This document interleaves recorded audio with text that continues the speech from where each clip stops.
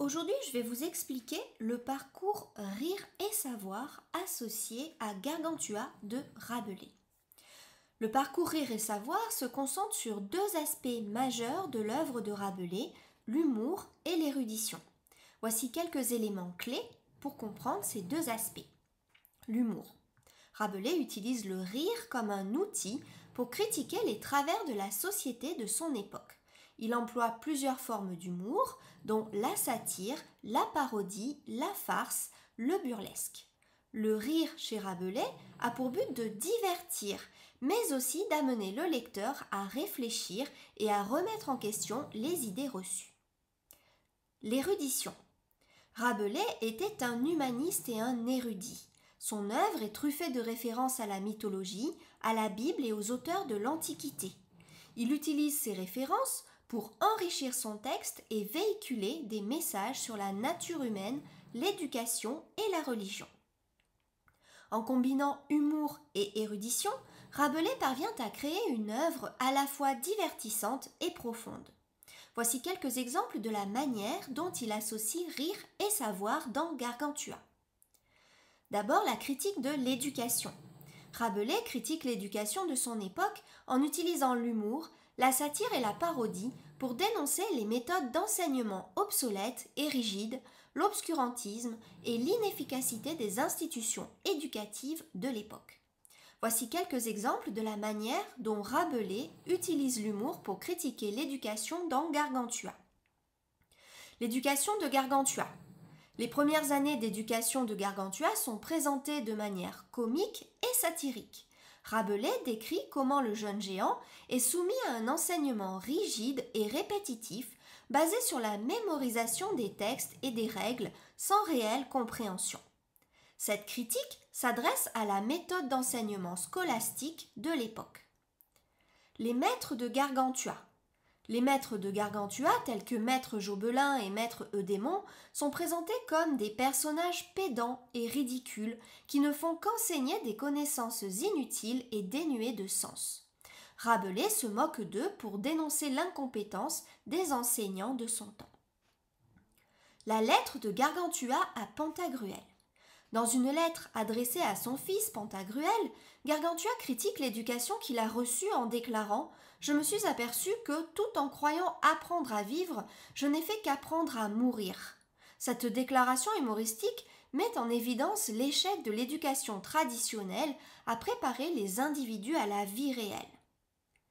La parodie des débats universitaires.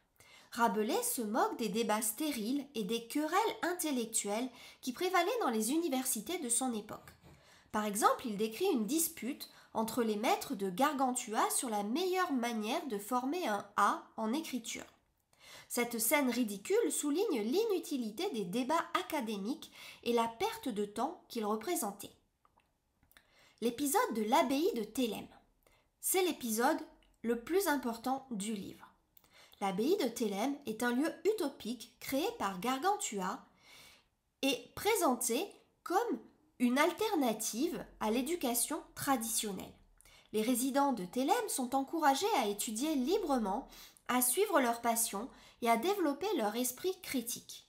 L'épisode de l'abbaye est une critique humoristique et satirique de l'éducation de l'époque en proposant un modèle d'enseignement plus libre et plus efficace.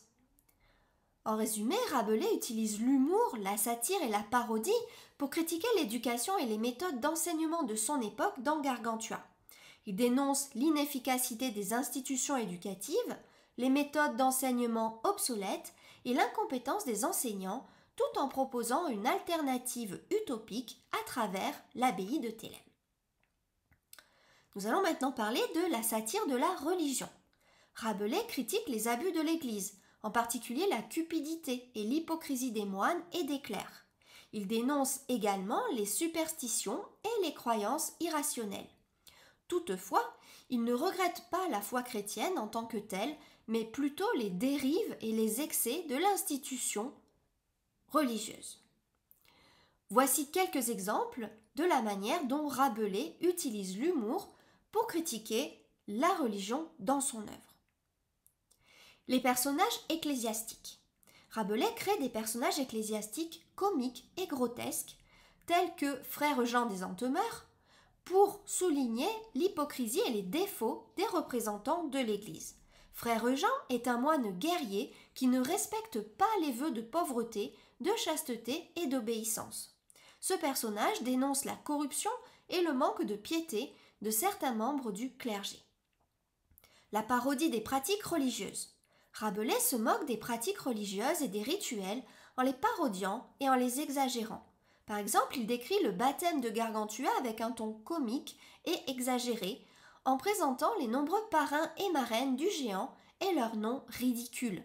Cette scène sert à dénoncer la superstition et les excès de la religion. L'ironie et l'humour dans les dialogues. Rabelais utilise l'ironie et l'humour dans les dialogues entre les personnages pour souligner l'absurdité de certaines croyances religieuses et la mauvaise foi des représentants de l'Église. Par exemple, dans les échanges entre Gargantua et son père Grangousier, Rabelais met en évidence la naïveté et l'ignorance religieuse de ces personnages. La satire des institutions religieuses. Rabelais critique les institutions religieuses comme les monastères et les universités, en les présentant comme des lieux d'ignorance, de corruption et d'immoralité.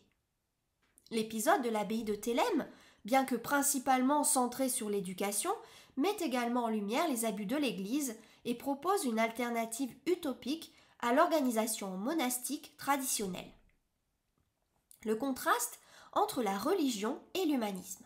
Rabelais met en opposition les valeurs humanistes, comme la liberté de penser, la quête du savoir et l'épanouissement individuel, avec les dogmes rigides et les superstitions de la religion de son époque. L'épisode de l'abbaye de Thélème illustre cette opposition en présentant un lieu où les résidents sont encouragés à étudier et à développer leur esprit critique en contraste avec l'obscurantisme de l'Église. En résumé, Rabelais utilise l'humour, la parodie et l'ironie pour critiquer la religion et ses représentants dans Gargantua. Il met en lumière l'hypocrisie, la corruption et l'obscurantisme présents dans certaines pratiques religieuses. Dans Gargantua, Rabelais utilise l'humour pour critiquer la guerre et ses absurdités. Il le fait principalement en mettant en scène des batailles et des conflits grotesques et burlesques, ainsi qu'en exagérant les comportements des personnages impliqués. Voici quelques exemples de la manière dont Rabelais utilise l'humour pour critiquer la guerre dans Gargantua. La guerre picrocolline. Cette guerre, qui constitue l'un des principaux épisodes de Gargantua, est déclenchée à cause d'une querelle absurde entre les bergers de deux régions voisines, Picrocole et Grangousier. Rabelais dénonce ici l'absurdité des motifs qui mènent souvent à la guerre. Des noms ridicules. Rabelais choisit des noms grotesques et comiques pour les personnages impliqués dans la guerre comme Picrocole, Gargantua et Friponneau. Ces noms humoristiques contribuent à ridiculiser les acteurs de la guerre et à montrer l'absurdité de leurs actions. Des situations burlesques. Rabelais met en scène des situations burlesques pour souligner l'absurdité et la cruauté de la guerre. Par exemple, lors de la bataille entre les armées de Picrocole et Grangousier, Gargantua utilise un arbre en guise de lance pour se défendre, détruisant ainsi de nombreux ennemis d'une manière grotesque. Cette exagération souligne le caractère absurde et inutile de la violence guerrière. La résolution comique du conflit. Le conflit se résout finalement grâce à l'intervention de Frère Jean des Entomeurs, un moine guerrier qui démontre que la guerre n'est qu'un prétexte pour assouvir les ambitions personnelles et des désirs de pouvoir. La résolution de la guerre par un personnage comique et non conventionnel met en évidence l'inutilité de la guerre et la futilité de la violence. La parodie des récits épiques. Rabelais parodie les récits épiques et les romans de chevalerie en détournant leur code pour montrer l'absurdité de la guerre et de l'idéalisation de la violence. Il se moque ainsi des valeurs guerrières et de la glorification de la guerre qui prévalait à son époque. En somme, Rabelais utilise l'humour, la caricature et la parodie pour critiquer la guerre dans Gargantua. Il met en lumière l'absurdité des conflits, la cruauté inutile de la violence et dénonce les motivations souvent futiles qui poussent les hommes à la guerre. l'utopie de l'abbaye de Thélème. L'abbaye de Thélème est une utopie créée par Gargantua, qui représente un monde idéal où l'éducation, le savoir et la liberté sont au cœur de la vie quotidienne des habitants. Rabelais utilise ce lieu imaginaire pour exprimer sa critique de la société de son époque, en particulier l'Église et les institutions éducatives qui imposaient des règles strictes et rigides. Le rire et le savoir sont associés dans l'épisode de l'abbaye de Thélème de différentes manières. D'abord la satire. Rabelais critique les institutions et les valeurs de son époque en les caricaturant et en les tournant en dérision. Le rire est ici un outil pour dénoncer les abus et les travers de la société, tout en proposant une alternative utopique où le savoir est valorisé. La devise de Thélème, « Fais ce que tu veux », c'est à l'origine « Fais ce que voudras ». Cette devise souligne la liberté individuelle et la responsabilité personnelle dans l'acquisition du savoir. Dans l'abbaye, le savoir est associé à la joie, à la curiosité et à l'épanouissement personnel, en opposition à l'enseignement rigide et dogmatique de l'époque. L'importance du savoir dans l'abbaye. Les résidents de Thélème sont encouragés à étudier toutes sortes de disciplines, y compris les arts, les sciences et la philosophie. L'humour et la convivialité sont utilisés pour rendre ces études plus agréables et stimulantes, ce qui renforce l'idée que le rire et le savoir sont intrinsèquement liés. L'esprit humaniste. L'abbaye de Thélème incarne les idéaux de l'humanisme de la Renaissance, qui prônait la quête du savoir et l'épanouissement individuel. L'humanisme encourageait le questionnement, la remise en cause des autorités et l'utilisation de l'humour pour critiquer les idées établies. Rabelais, en tant qu'humaniste, utilise le rire pour montrer l'importance du savoir et de l'éducation. En résumé, Rabelais associe le rire et le savoir dans l'épisode de l'abbaye de Thélème en utilisant l'humour pour critiquer les institutions de son époque et en proposer une utopie où le savoir est accessible, libre et source de joie. Voici quelques autres œuvres associées au parcours Rire et savoir pour le bac de français. Ce parcours met en lumière les œuvres littéraires qui utilisent l'humour, la satire et la parodie pour transmettre des idées, questionner la société et les institutions et stimuler la réflexion et l'apprentissage. D'abord, Candide de Voltaire. Candide est un conte philosophique écrit par Voltaire en 1759. L'histoire suit les aventures de Candide, un jeune homme naïf qui se lance dans un voyage initiatique à travers le monde. Voltaire utilise l'humour et la satire pour critiquer l'optimisme excessif, la religion, la politique, la guerre et d'autres aspects de la société de son époque. Le personnage de Candide incarne la quête du savoir et la remise en question des idées reçues. Les lettres persanes de Montesquieu. Les lettres persanes, publiées en 1721, est un roman épistolaire écrit par Montesquieu. L'histoire est constituée de lettres fictives échangées entre deux Persans voyageant en Europe et leurs amis restés en Perse. Montesquieu utilise l'humour, la satire et l'ironie pour critiquer la société française, la politique, la religion et les mœurs de son époque. Les lettres mettent en évidence les différences culturelles et les préjugés, tout en incitant le lecteur à réfléchir et à remettre en question ses propres croyances. Le Misanthrope de Molière. Le Misanthrope est une comédie en vers écrite par Molière en 1666. L'histoire se concentre sur le personnage d'Alceste, un homme dégoûté par l'hypocrisie et la superficialité de la société qui cherche la sincérité dans les relations avec les autres.